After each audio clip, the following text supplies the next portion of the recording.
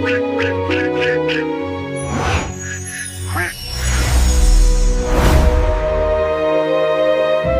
உலகில் நாம் முதலில் பார்த்த முகம் யாருடையது? தந்தையின் முகமா, நண்பனின் முகமா, ஆசிரியரின் முகமா? இல்லை, அது அன்னையின் முகம். இந்த உலகில் ஒரு மனிதன் பிறப்பதற்கு முன் அவன் 9 மாதங்கள் பாதுகாப்பான இடத்தில் வாழ்கிறான். அந்த இடம் ஒரு வீடு அல்ல, அது தாயின் கருப்பை.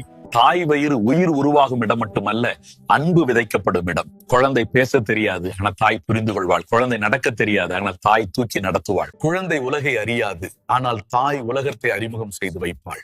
கடவுளை நாம் கண்களால் பார்க்க முடியாது, ஆனால் தாயின் அன்பில் கடவுளை உணர முடியும். ஒரு தாய் தன் பசியை மறந்து குழந்தைக்கு உணவு தருவாள், தன் தூக்கத்தை மறந்து குழந்தையை பாதுகாப்பாள், தன் வாழ்க்கையே குழந்தைக்காக அர்ப்பணிப்பாள். அதனால்தான் தாயின் அன்பு நிபந்தனை இல்லாத அன்பு.